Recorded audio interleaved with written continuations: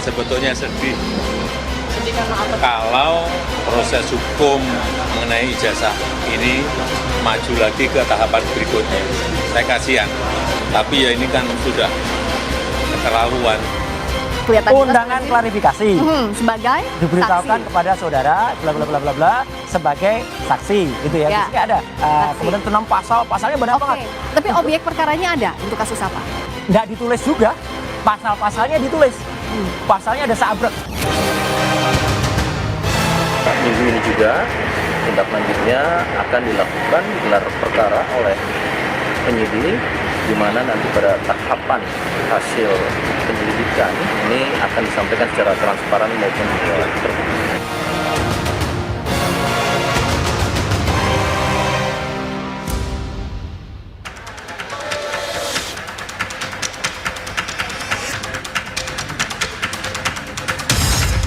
Sebanyak 22 pertanyaan diajukan penyidik Dirtipidum Bareskrim kepada Jokowi yang dinampingi koordinator kuasa hukumnya Yakub Hasibuan.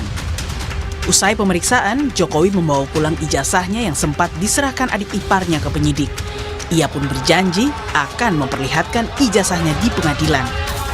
Tudingan ijazah palsu yang menimpa dirinya membuat Jokowi mantap melanjutkan kasus ini hingga ke pengadilan.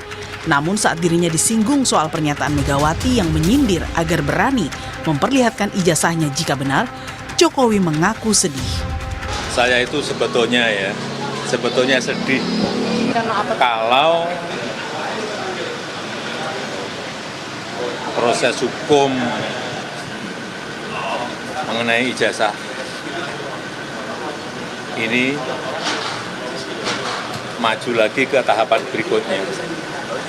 Saya kasihan, tapi ya ini kan sudah keterlaluan, jadi ya kita tunggu proses hukum. Megawati sebelumnya menyinggung polemik dugaan ijazah palsu saat memberi sambutan di acara peluncuran di Badan Riset dan Inovasi Nasional.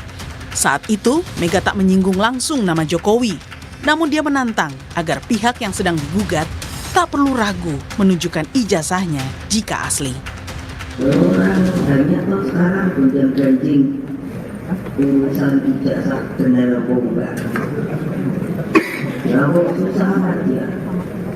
Kalau ada ijazah itu kasih aja ini ijazah saya. Itu loh. Nah, dengan demikian, ya ini kan saya pusing ya, pusing orang. Keraguan atas keaslian ijazah Jokowi yang semakin liar dengan kemunculan gugatan demi gugatan terhadap berbagai pihak, termasuk institusi UGM, membuat teman-teman Jokowi semasa kuliah muncul, memberikan sejumlah kesaksian dan foto semasa kuliah. Kepastian akan keaslian ijazah Jokowi sendiri kini masih menunggu hasil uji lapor Bareskrim yang penyelidikannya sudah 90%. Tim Liputan Kompas TV.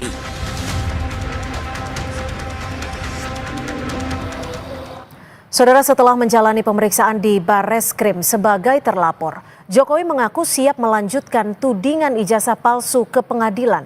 Baginya tuduhan soal ijazahnya sudah keterlaluan, lalu bagaimana mendudukkan perkara ijazah palsu dalam aturan hukum nasional? Dan adakah sanksi hukum bila seseorang atau institusi menerbitkan ijazah palsu? Kita bahas bersama kuasa hukum Joko Widodo, sudah ada Bung Yakub Hasibuan, dan juga sudah ada penuding ijazah palsu Joko Widodo, Bung Roy Suryo yang sudah hadir di studio. Terima kasih Bung Roy. Serta ahli hukum pidana Universitas Pelita Harapan, sudah ada Profesor Jamin Ginting. Terima kasih Prof. Jamin sudah bergabung bersama kami di Kompas Petang. Terima kasih. Terima kasih juga Sore Bung Prof, Yakub. sore Pak Yakub. Ya, saya Sore akan Mas Roy, sore Mbak, Siap. sore Prof. Jamin. Ya, saya akan ke Bung Roy terlebih dahulu. Ya. Hari ini Pak Jokowi diperiksa dan juga kembali membawa ijazah yang sempat diperiksa ya, dilaporkan. Kalau Anda melihatnya, apakah ini bagian dari kesiapan Joko Widodo Ya, terhadap tudingan Anda? komentar saya satu, kalau boleh kita masyarakat Indonesia memberikan award kepada Bareskrim atas pemeriksaan yang luar biasa cepat ini. Ya, bayangin, 22 pertanyaan hanya dalam waktu kurang dari 1 jam. masuk tuh 947, sudah saya hitung tadi, keluar 1042. Berarti 22 pertanyaan tuh bisa diselesaikan, satu pertanyaan tuh kira-kira hanya 2 menit. Pertanyaan apa yang bisa diselesaikan selama 2 menit, Mbak Cynthia? Jadi artinya kita kan pernah tahu klarifikasi di Bareskrim itu nama. Masa itu sudah disiapkan, kecuali kalau selaku ahli, biasanya kita dikirim dulu melalui file alamat itu. Jadi di situ kita tinggal tanda tangan, tinggal baca lagi. Kapan waktu ngeprintnya, ya, kapan waktu kemudian mendengarkan nama Bapak lengkapnya, baru. Jadi dugaan Anda apa nih? Dalam sekian waktu yang Anda sebut sangat singkat, menjawab 22 pertanyaan? Ya biarkan masyarakat yang menilai aja, tapi kalau semua proses seperti ini, saya kira bagus Bareskrim dan kepolisian. Jadi pemeriksaan itu cepat sekali gitu loh. Kan 22 pertanyaan dalam waktu 1 jam, come on gitu loh. Logika sehat kita, akal sehat kita agak sulit menerima itu. Tapi ya boleh lah. Gitu. Oke, saya coba tanya ke Bung Yakub. 22 pertanyaan diajukan penyidik ke Pak Jokowi. Apakah sudah ada spesifik soal autentifikasi ijazah? Dan apa saja sebenarnya dari 22 pertanyaan itu yang paling besar porsinya? Iya, pertama-tama tentunya saya agak sedikit menyayangkan ya kalau Mas Roy mengomentari sesuatu yang Mas Roy tidak berada di situ tadi. Jadi kan tentunya beliau tidak mengetahui sebenarnya tadi prosesnya seperti apa. Dan mungkin harusnya di sini ada juga dari pihak penyidik untuk mengimbangi itu, karena yang berhak menjawab kan nanti penyidik. Tapi kalau untuk diskusi tadi, kalau boleh saya klarifikasi untuk tadi itu ada 8 pertanyaan besar yang terbagi-bagi, yang poin-poinnya itu kami total ada 22. Kalau hanya kita diskusi secara, walaupun kembali lagi, saya sebenarnya tidak mau mengomentari apa yang Mas Roy sampaikan. Tapi paling gampang nih Mas Roy, tanya, apakah Anda sehat? Ya, itu satu pertanyaan. Emang itu berapa lama butuh waktu yang menjawab, apakah Anda sehat Mas Roy? Nah, itu kan sehat jasmani dan rohani, kalimatnya panjang kan jawabannya juga. Sebentar Mas, saya lagi bicara Mas. Ya, tapi kan Mas Roy pernah diperiksa juga. Artinya tidak ada kesalahan dalam pemeriksaan apapun. Dan tadi Pak Jokowi sudah hadir sendiri untuk memberikan keterangan sebagai pihak yang diadukan atau dilaporkan. Nah, kalau ternyata sekarang Mas Roy mengatakan seakan-akan ada narasi-narasi keanehan, ya silakan aja apa yang Mas Roy duga atau apa yang Mas Roy tuding, silakan disampaikan aja Mas kalau memang ada yang aneh gitu. Tapi kalau tadi dihadiri oleh banyak pihak juga, semua berjalan dengan normal dan sebagaimana mestinya. Bung Yakub, jadi yang paling besar porsinya dari 22 pertanyaan itu apa? Autentifikasi ijazah sudah ditanya juga? Ada, tadi berdiskusi mengenai pertanyaan mengenai ijazah ada, pertanyaan mengenai skripsi ada, pertanyaan mengenai KKN ada, dan ada juga tadi mengenai ya pengalaman Pak Jokowi lah pas kuliah. Ya mungkin teknisnya nanti bisa ditanyakan langsung ke penyidik. Dan ini kan udah masuk ke pokok perkara, jadi saya tidak mau mengomentari terlalu jauh mungkin Mbak. Oke, tadi ada map yang dibawa oleh Pak Jokowi, itu ijazah asli? Betul, itu ijazah asli yang sudah dikembalikan kepada Pak Jokowi. Karena kemarin itu kan sempat, sebagaimana kita semua tahu, sempat kita serahkan kepada Bareskrim melalui saudara Bapak Jokowi dan juga kami dampingi juga untuk dilakukan uji forensik. Nah sekarang karena kebetulan Pak Jokowi juga diminta keterangan, akhirnya sekaligus serah terima dikembalikan lagi. Karena ini masih tahap penyelidikan, jadi tidak ada sita menyita, tidak ada apapun karena masih tahap penyelidikan. Nah, gimana Bung Roy, sudah dibawa loh ijazah aslinya? Makanya itu, jadi harusnya ijazah itu kalau selaku barang bukti, apalagi itu primary evidence, itu disita harusnya. Atau satu lagi, tadi kan terlihat map itu terlihat tipis ya, kita bolehlah kita menduga ya, atau kita berpraduga. Katanya itu ijazah mulai dari SD sampai SMA. Mungkin bisa ditanyakan ke Mas Yakob, itu tadi ijazahnya semua ijazah atau hanya ijazah S1 saja ya. Dan kalaupun dibawa ya ini agak aneh juga karena harusnya itu nanti ditunjukkan pada saat Bareskrim mengumumkan itu otentik atau tidak. Sekali lagi, tim kami ya itu akan kemudian menyatakan kalau misalnya nanti Bareskrim misalnya mengumumkan, bisa juga pengumumannya nggak minggu depan loh, bisa juga malam ini. Tiba-tiba malam ini ya itu diumumkan ijazahnya otentik gitu. Tapi hanya narasi saja. Gimana bisa menunjukkan yang asli? Konon kalau yang asli itu sudah dibawa lagi oleh Jokowi. Tapi kan Pak Jokowi tadi juga mengklaim akan kok ditunjukkan ke publik tapi di pengadilan. Lah ya itu makanya kan kayak Bu Mega tadi kalau bisa dibikin pendek kenapa harus dibikin panjang gitu loh. Obama saja, sekelas Obama saja ditanyakan soal akte kelahirannya, dia sertifikat birth-nya langsung ditunjukkan selesai kan gitu. Ini nggak bikin ruwet, nggak bikin panjang. Jadi keraguan inilah Iya, yang bisa jadi kalau nanti misalnya tiba-tiba, sekali lagi, tiba-tiba Puslap 4, Barreskrim itu mengumumkan, ya kita minta umumkan secara detail, secara ilmiah, secara saintifik. Ya ijazahnya tunjukkan, kemudian nanti detail pemeriksaannya, uji karbon 40-nya disampaikan, kertasnya benar apa enggak, tintanya benar apa enggak. Saya pernah katakan di Kompas, ada 6 jenis tinta itu detail, dan kita bisa baca dan silahkan publik atau analis-analis yang ilmiah itu baca itu. Bung Yakub, tadi itu ijazahnya hanya ijazah S1 atau semua ijazah seperti yang sebelumnya sempat disebut Jokowi? Kita bawa semua ijazah Mbak, yang dikembalikan itu kan SMA dan kuliah. Hanya SMA dan Tapi kuliah tadi- yang tadi dikembalikan ya? Betul. Artinya Betul, Mbak. nanti, artinya ijazah asli ini sudah diperiksa secara laboratorium forensik? Iya, informasi yang kita dapatkan seperti itu. Namun kan kita kembali kita juga masih menunggu nih Mbak, hasil dari Barreskrim seperti apa pemeriksaannya. Dan kita hormati, kita tunggu, kita juga tidak mau mendahului. Dari pihak Barreskrim juga mengatakan ditunggu saja karena prosesnya masih berjalan, sehingga ya kami hormati. Jadi kita tunggu saja mungkin Mbak.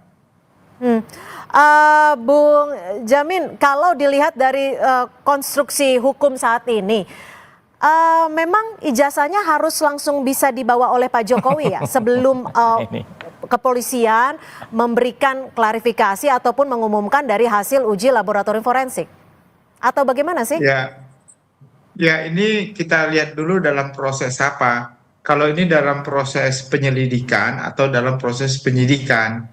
Karena kalau dalam proses penyelidikan, dia nggak melakukan penyitaan, begitu ya.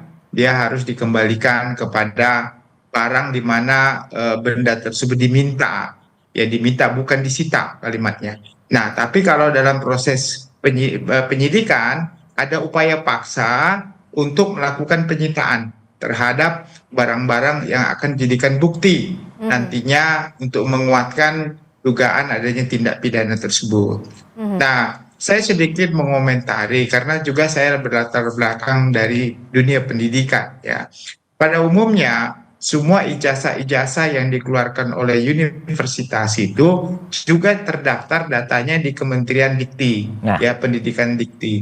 Jadi saya kira perlu juga dipanggil Kementerian Pendidikan pada saat itu terkait dengan laporan-laporan yang ada urutan ijazahnya dan juga nama-nama orang yang mendapatkan ijazah berdasarkan laporan dari universitas tersebut ya, UGM dalam hal ini. Jadi pendidikan tinggi pada saat itu, kementerian pada saat itu bisa menunjukkan juga bukti-bukti apakah ijazah registernya itu juga terdaftar di Kementerian Pendidikan Tinggi pada saat itu. Jadi itu juga menjadi suatu bentuk pertanggungjawaban dari negara untuk menyatakan bahwasanya itu benar-benar sinkron ya apa yang ada di Kementerian Pendidikan pada saat itu dan juga yang ada pada UGM pada saat itu juga begitu. Oke, ketika pihak kepolisian sudah melakukan uji laboratorium forensik, harusnya sejatinya memang publik diberikan informasi. Lalu seperti apa nantinya pihak kepolisian akan menangani kasus ini? Kita masih akan kembali membahasnya usai jeda, tetap bersama kami.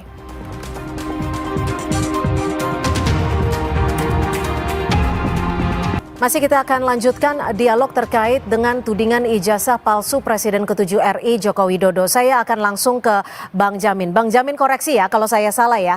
Undang-Undang Cipta Kerja tidak lagi mengatur sanksi pidana khusus untuk pemalsuan gelar akademik dan ijazah palsu karena menghapus pasal 67, 69 Undang-Undang Sisdiknas.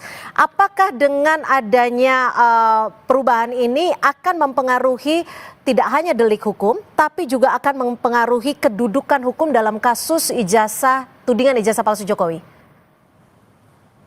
Ya, tentu kita bedakan antara Undang-Undang Sisdiknas dengan perbuatan pidana dalam hal ini. Karena di Undang-Undang Sisdiknas itu tidak sampai sekarang juga tidak boleh mengatur tentang adanya unsur pemidanaan. Semua unsur pemidanaan itu dilimpahkan atau diatur dalam ketentuan KUHP. Di dalam KUHP tentu penggunaan dokumen palsu yang diatur dalam ketentuan pasal 263 ayat 2 itu merupakan dasar ya adanya suatu perbuatan pidana. Jadi kalau ada orang memberikan dokumen palsu untuk mendaftarkan diri sebagai pejabat negara, maka di situ ada penggunaan dokumen palsu secara sengaja yang merugikan. Merugikan tentu dalam ini siapa yang dirugikan? Siapa saja yang boleh merasa dirugikan dengan adanya pemberian dokumen palsu itu untuk digunakan begitu. Jadi nggak ada kaitannya dengan orang pencari kerja ataupun orang-orang yang memberikan pekerjaan yang diatur dalam undang-undang Omnibus Law tersebut ya begitu. Nah, itu saya kira relevansinya larinya ke sana nantinya begitu. Jadi memang harus ada pemisahan seperti itu ya. Bung Roy, sebagai pihak yang bisa dikatakan meragukan, menuding adanya ijazah palsu Pak Jokowi. Apa sebenarnya yang Anda harapkan dari pemeriksaan Pak Jokowi hari ini? Hasilnya? Yang diharapkan hasilnya adalah sebuah hasil yang benar-benar independen, objektif, transparan kepada masyarakat dan diumumkan secara terbuka dan bukan hanya di ujung ya gitu. Karena ijazah ini nggak bisa terbit ujuk-ujuk, nggak bisa terbit sekonyong-konyong. Dia ada proses yang panjang gitu. Misalnya apa? Sebelum ijazah itu ada yang berkali-kali saya sebut skripsi. Ya skripsi itu saya sudah pegang primary evidence dari wakil rektor. Dan di primary evidence itu jelas-jelas betul nggak ada lembar pengesahan, tanda tangannya didukukan, tidak ada nama Pak Kasmujo ya. Dan Pak Kasmujo baru-baru ini alhamdulillah mengaku sudah dia bukan dosen pembimbing skripsi, padahal dulu 2017 dikatakan ini dosen pembimbing. Terus bolak-balik itu sudah terbuka juga kebohongannya gitu. Tapi ada beberapa kolase foto atau foto-foto yang saat ini sudah banyak beredar. Apakah itu tidak meyakinkan Anda? Kan ada Pak Jokowi pakai foto, pakai toga. Mau 1.000 foto ya atau 1.000 pengakuan. Sekarang kan didanyakan kan ijazah. Jadi bukti primernya nanti memang ijazahnya. Kecuali orang-orang itu kan aneh ngaku pakai ijazahnya masing-masing, nggak ada gunanya.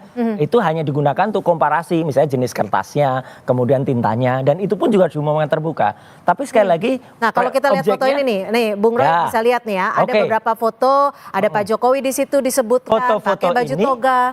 Foto-foto ini harus diperiksa juga. Gitu, baik secara analog maupun secara digital. Karena saya belum pegang foto-foto ini juga, gitu. Karena nggak bisa juga, karena foto-foto ini kan sudah repro kesekian kali. Tapi Anda nggak yakin nih, ini kan foto-foto toga kan biasanya memang untuk saat wisuda. Ya, terus terang saya harus meragukan ya, karena foto-foto ini hanya itu yang kemudian tampil, ya. Tidak ada foto yang kalau dikatakan zaman segitu kan belum banyak kamera, come on.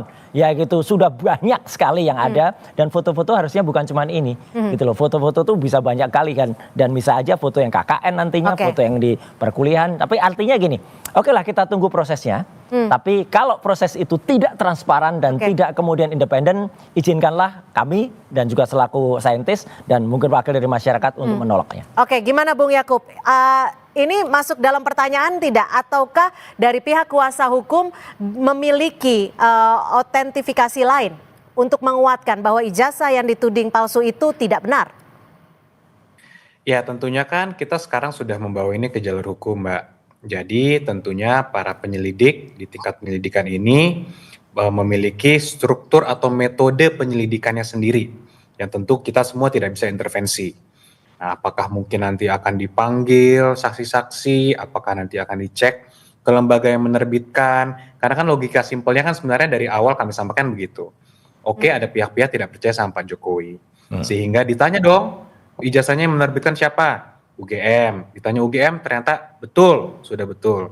Ditanya lagi saksi-saksi lain pada saat beliau kuliah, ditanya lagi ternyata betul, pernah berkuliah bareng, pernah wisuda bareng lagi. Jadi kalau sekarang sudah melewati proses-proses ini, tetap ada pihak-pihak yang meragukan, ya jujur kita bingung mau kemana lagi kan.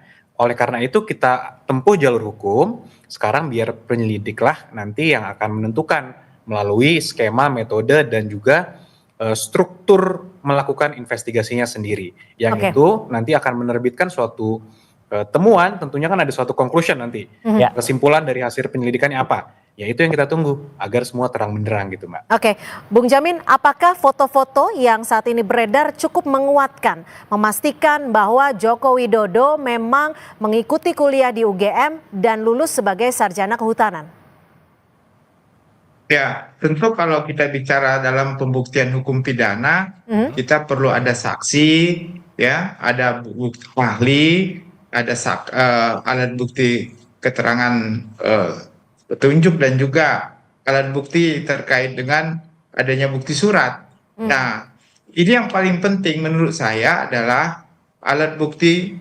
Kalau terkait dengan ijazah itu kan tentu ada saksi ya yang melihat bersama-sama dengan beliau dan bukti surat ijazahnya tersebut ya. Nah, nanti tinggal di komparatif ijazahnya dia dengan beberapa ijazah yang seangkatan yang tamatnya sama dengan Ini dia. menarik. Mengenai jenis tinta, jenis huruf dan segala macam pasti identik begitu ya.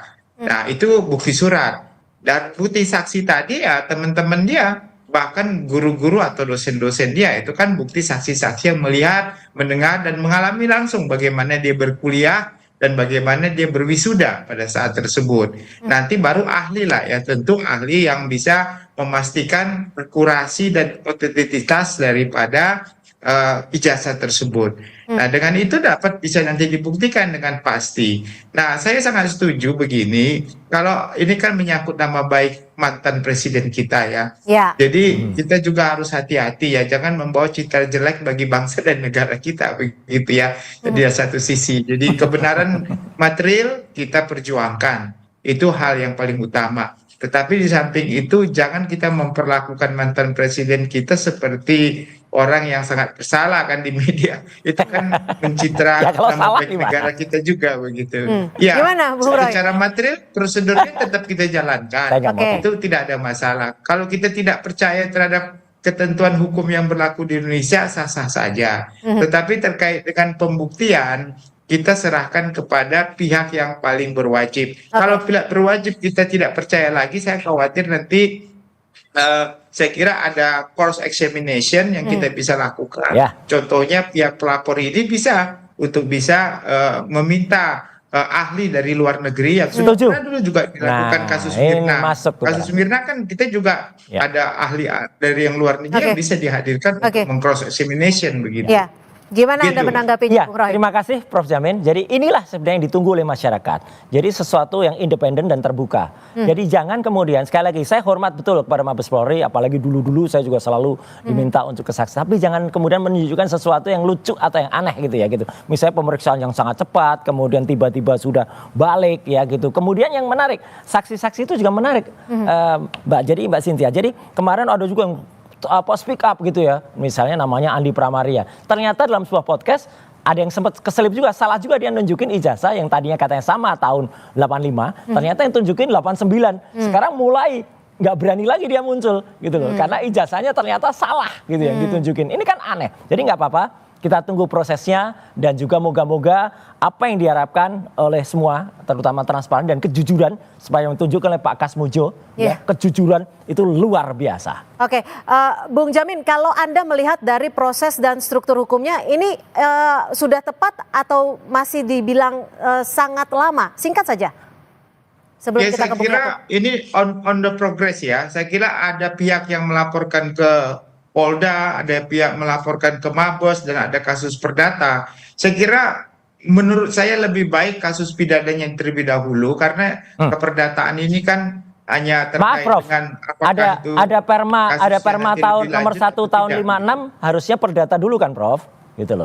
Itu berbeda ya. Iya, kalau ada perma terkait ya. dengan hak atas kepemilikan, siapapun yang pemiliknya itu boleh di keperdataan. Karena untuk menentukan. Tapi ini kan bukan terkait dengan hak atas kepemilikan ya. Oke, dua-duanya biar jalan. Suatu dokumen, kalau otentitas suatu dokumen harus diselidiki tentang kepidananya dulu. Baru nanti kalau memang itu ada mengakibatkan ganti rugi.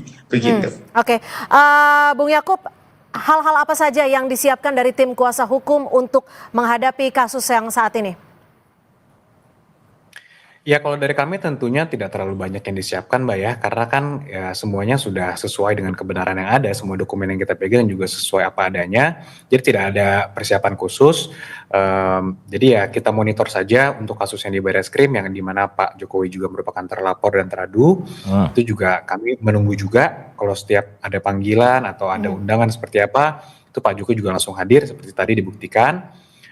Kalaupun ada yang di Polda nanti perkembangan, kami juga belum dapat perkembangan, tapi nanti kami yakin bahwa penyelidik dari setiap instansi ini, sebenarnya kan satu instansinya Polri, tapi dari masing-masing yang di Barreskrim dan di Polda ini, walaupun perkaranya 2, tapi kami sebagai tim kuasa hukum dan Pak Jokowi juga menunggu dan menghormati semua proses yang ada. Mudah-mudahan semua bisa berjalan dengan cepat sehingga tidak berlama-lama lagi nih kita menunggu kepastian-kepastian yang menurut kami sebenarnya sudah pasti. Cuman ya biarlah proses berjalan, Mbak. Ya.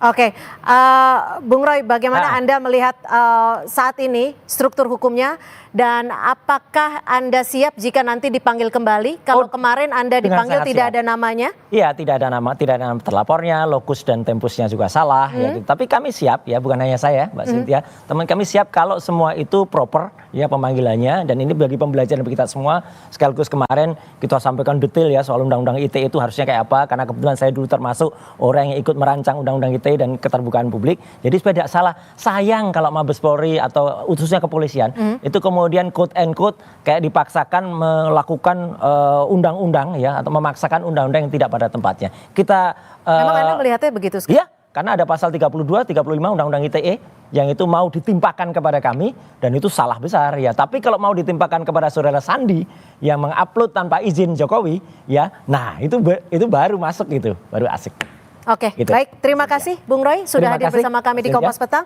Dan juga Bung Yakub Hasibuan, terima kasih. Dan Bang Jamin Ginting, terima kasih untuk perspektifnya sore hari ini di Kompas Petang. Selamat sore. Terima kasih Mas Yakub, terima kasih Prof. Saudara, informasi lainnya di Kompas Petang masih akan kami sajikan selepas jeda. Di antaranya Komisi Pemberantasan Korupsi menggeledah kantor Kementerian Ketenagakerjaan di Jakarta.